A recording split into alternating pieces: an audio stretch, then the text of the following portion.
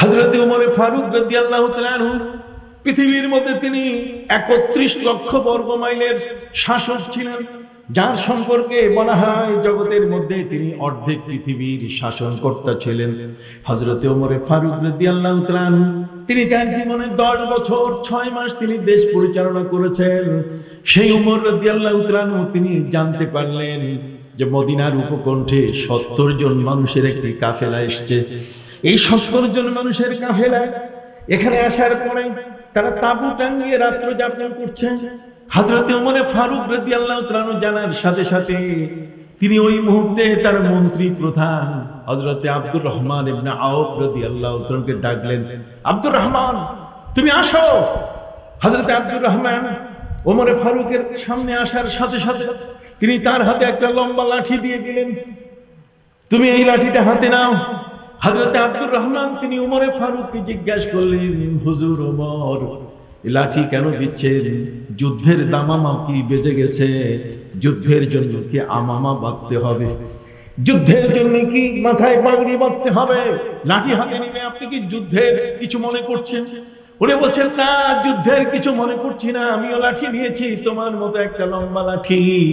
চলো দুইজনে মিলে আমরা যাব মদিনার উপকণ্ঠে ৭০ জন মানুষের একটি কাফেলা, সেখানে তারা তাঁবু টাঙ্গিয়ে রাত্র যাপন করছে। চলো আমি রাষ্ট্রপ্রধান অথবা আমার থানা অথবা আমার এই ধরনের যে সমস্ত প্রশাসনিক কেন্দ্র আছে, এই ৭০ জন বিদেশি বিভয়ে মানুষ তারা আমাদের কাছে রাত্র যাপন করার কারণে নিরাপত্তা চায় নাই।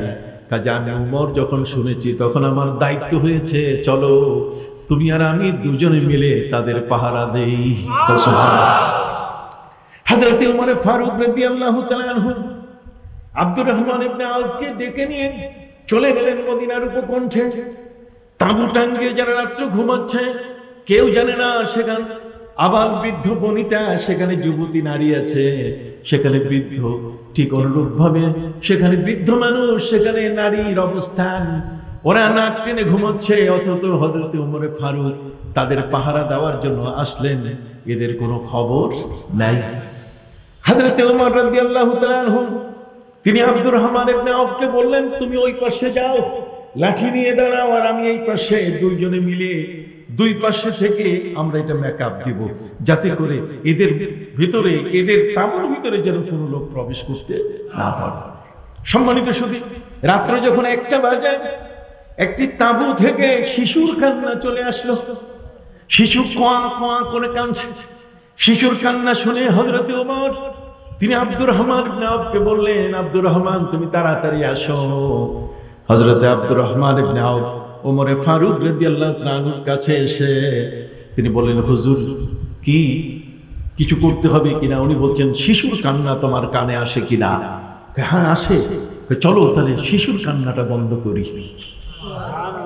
হযরত আব্দুর রহমান ইবনে আওফ রাদিয়াল্লাহু তাআলা বলছেন, হুজুর ওমর আপনি রাষ্ট্রের শাসক, কোন শিশু যদি রাতের গভীরে মায়ের ঘরে, মায়ের কোলে, যদি মায়ের বিছানায় কোন শিশু যদি কান্না শুরু করে, তাহলে সেই কান্না থামাবার দায়িত্ব হলো মায়ের, আপনি ওমরের নয়।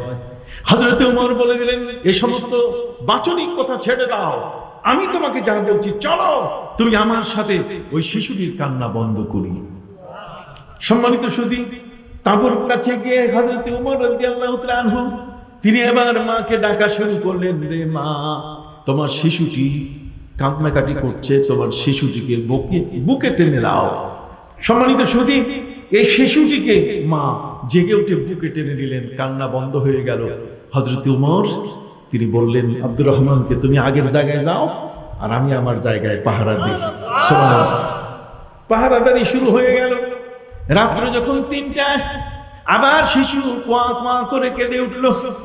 হযরত ওমর ফারুক বলেন, আব্দুর রহমান আসো, চলো মায়ের এই তাঁবুর ভিতরে শিশুর কান্না বন্ধ করি। হযরত আব্দুর রহমান ইবনে আওফ তিনি বললেন, ওমর, হযরত ওমর এই দায়িত্ব আপনার আমার নয়। হযরত ওমর বলছেন, বাদ দাও তুমি নীতি কথা, এটা আমার দায়িত্ব। ওই শিশুটি কেন কেঁদে উঠেছে, যদি আমি ওমর তার কান্না বন্ধ করতে না যাই, তাহলে কিয়ামতের ময়দানে যদি আল্লাহর আদালতে সেই শিশুটি নালিশ করে যে আমি কেঁদে উঠেছিলাম, ওমরের কানে আমার আওয়াজ পড়ছে, কিন্তু তার কোনো বিহিত ব্যবস্থা নেয় নাই। অতএব সেদিন আমার নন বেলেবল কেস হবে। নন বেলেবল বুঝেন? জামিন হবে না। সেদিন নন বেলেবল কেস হবে, জামিন হবে না। আল্লাহু আকবার। সম্মানিত সুধী, হযরত ওমর তিনি মাকে ডেকে উঠালেন। মায়ের সাথে তার দেখা নাই তাঁবুর ভিতরে। শিশুর কান্না বন্ধ হয়ে গেল। হযরত ওমর তিনি বুঝতে পারলেন মা জেগে উঠেছেন, বুকে জড়িয়ে ধরেছেন তার শিশুকে। আবার তিনি আব্দুর রহমানকে বললেন, তুমি তোমার জায়গায় যাও, আমি আমার জায়গায় যাই। দুইজনে পাহারাদারি শুরু করলেন। ভোর যখন 4টা, তখন শিশু আবার কেঁদে উঠল। হযরত ওমর ফারুক রাদিয়াল্লাহু তাআলা আব্দুর রহমানকে ডাক দিয়ে বললেন, আসো, চলো ওই শিশুর কান্না বন্ধ করি। হযরত আব্দুর রহমান বলেন, ওমর ফারুক আপনি কি দায়িত্ব পালন করছেন? কিসের দায়িত্ব নিলেন? শিশু বাচ্চা বারবার কাঁদছে, আর আপনি সেই তাঁবুতে শিশুর কান্না বন্ধ করতে যাচ্ছেন। উনি বলছেন, এখন আর শিশুর কান্না বন্ধ করবো না, এখন মাকে শাসাইয়া আসবো। হযরত ওমর আব্দুর রহমান ইবনে আবকে সাথে নিয়ে তিনি মায়ের তাঁবুর কাছে গিয়ে তিনি বললেন, রে মা, তোমার এই সন্তান গর্ভে নেওয়া উচিত হয় নাই। তুমি সন্তান কেঁদে উঠলে তাকে তুমি সান্ত্বনা দিতে পারো না, তার কান্না বন্ধ করতে পারো না। অতএব মা, এই শিশুটি তোমার গর্ভে নেওয়া ঠিক হয় নাই, তোমার জন্ম দেওয়া ঠিক হয় নাই। মা ঘুম থেকে জেগে উঠে তাঁবুর ভিতর থেকে ধমক দেওয়া শুরু করলেন, কে তুমি? কে তুমি? বাইর হয়ে আগে, তুমি 3-3 আমার ঘুম নষ্ট করেছো। হযরত ওমর ফারুক রাদিয়াল্লাহু তাআলা তাঁবুর বাইরের থেকে তিনি করজোড়ে মায়ের কাছে বলা শুরু করলেন বিনয়ের সাথে, মা রে, আমি এখনই চলে যাব, আর কখনো তোমাকে বিরক্ত করব না। কিন্তু মা, তোমার কাছে জানতে চাই, এই যে শিশুটি 3 বার কেঁদে উঠল, কারণটা কি মা? তুমি কি বলতে পারো? মা বলে উঠলেন, রে আগন্তুক, তাঁবুর পাশে অবস্থানকারী কে তুমি? তোমাকে আমি চিনি না, তবে আমি তোমাকে বলতে চাই, আমার দেশের রাষ্ট্রপ্রধান হলেন ওমর। ওমর একটা আইন করেছেন। ওমর আইন করেছেন, কোন শিশু যদি মায়ের বুকের দুধ ছাড়ে, রাষ্ট্রের পক্ষ থেকে তাকে ভিজিএফ কার্ড, রাষ্ট্রের পক্ষ থেকে সেই শিশুটির খাবার, তার জন্য দুধ সহ যা কিছু প্রয়োজন রাষ্ট্র তা বহন করবে। এই জন্য ওই শিশুটিকে বারবার দুধ ছাড়াচ্ছি, যাতে উমরের ওই পরীক্ষায় গিয়ে আমার শিশুটা যেন দুধ খাইতে না চায়, তাহলে আমি আমার ওই সুবিধাগুলো নিতে পারবো। হযরত ওমর তিনি অবাক হয়ে গেলেন যে আমার আইনের ফাঁক ফোকর খুঁজে নারীরা তাদের শিশুদের দুধ খাওয়া বন্ধ করে দিচ্ছে, দুধ ছাড়াচ্ছে। তিনি জিজ্ঞেস করলেন সেই মহিলাকে, মা তুমি বলো তো তোমার শিশুর বয়স কত? মা বলেন, আমার শিশুর বয়স হলো 6 মাস। হযরত ওমর জিহ্বায় কামড় দিয়ে তিনি আব্দুর রহমানকে বললেন, আব্দুর রহমান, আমার ওই আইনের ফাঁক ফোকরে আমার দেশের নারীরা তাদের শিশুদেরকে দুধ পান করা বন্ধ করে দিয়েছে। কিয়ামতের ময়দানে আমার বিরুদ্ধে শিশুদের মিছিল হবে যে আমার আইনের কারণে তাদের মায়েরা দুধ ছাড়াবার ব্যবস্থা করেছে এবং তারা তৃপ্তি সহকারে পেটের দুধ পান করতে পারে নাই।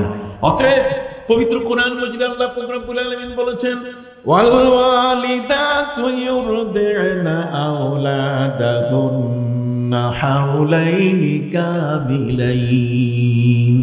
মা তার সন্তানকে দুধ পান করাবেন কয় বছর? ইমাম আবু হানিফার মতে ওয়া হামলুহু ওয়া ফিসালুহু 30 শাহরা। তার মানে সেই 30 মাস 2.5 বছর পর্যন্ত যদি বাচ্চা লিন এন্ড থিন হয়, যদি বাচ্চা খুব দুর্বল হয়। সুবহানাল্লাহ বলুন। সম্মানিত শুধু হযরত ওমর বললেন, আব্দুর রহমান, এখানে আর থাকা যাবে না, চলো মসজিদে নববীতে নামাজ পড়ি, ওখানে একটা আইনের অ্যামেন্ডমেন্ট হবে, আইনের সংশোধন হবে। আমি উমরের আইনের ভেতরে প্রবেশ করে নারীরা তাদের সন্তানদের দুধ থেকে বঞ্চিত করছে। হযরত ওমর ফারুক রাদিয়াল্লাহু তাআলা তিনি মসজিদে নববীতে গেলেন। মসজিদে নববীতে গিয়ে তিনি মুসল্লিদের বসালেন যে আমি একটা আইনের সংশোধন দিব। হযরত ওমরের পার্লামেন্ট ছিল মসজিদ। সুবহানাল্লাহ বলেন। মুসলমানের পার্লামেন্ট কি? মসজিদ। মসজিদে যারা ফজরের নামাজ পড়ে তারাই পার্লামেন্টারিয়ান, তারাই আসল সংসদ সদস্য। মায়ের বুকের দুধ সন্তান পাবে কতদিন? 2 বছর। হযরত ওমর ফারুক রাদিয়াল্লাহু তাআলা তিনি ফজরের সময় আইন পাশ করলেন। ফজরের সেই মসজিদে নববীতে বসে নামাজ শেষ করে তিনি আইন পাশ করলেন, শুনুন, আমি ওমর ঘোষণা করলাম, কোন শিশু মায়ের বুকের দুধ ছাড়ুক আর নাই ছাড়ুক, জন্ম নেওয়ার সাথে সাথে রাষ্ট্র তার দায়িত্ব বহন করবে। এটাই এখন আমেরিকায় চলতেছে। কতক্ষণ? ওই যে আমার আমেরিকান ভাই গেল কই? চলে গেছে বোধহয়, আরেকখানে বক্তৃতা আছে, কি বলেন ঠিক কিনা? যাই হোক, বেচারা ভালো মানুষ, আমার সাথে দেখা হয়েছে, কথা বুঝতে পারছেন? বাফলোতে আমার সাথে দেখা হয়েছে, একটা ঠান্ডা জায়গায়, নায়াগ্রা ফলস, তার মানে যেখানে উপর থেকে ওই পানি পড়তেছে, কথা বুঝতে, অনেক নিচে একটা আজগবি দেশ, কথা বুঝতে পারছেন? এই ইতিহাস ভিন্ন কোনো এক সময় যদি আমার সময় নিয়ে আমি আসতে পারি, আপনাদের কাছে আমার অভিজ্ঞতা শেয়ার করবো যে বিশ্বের কোথায় কি হচ্ছে।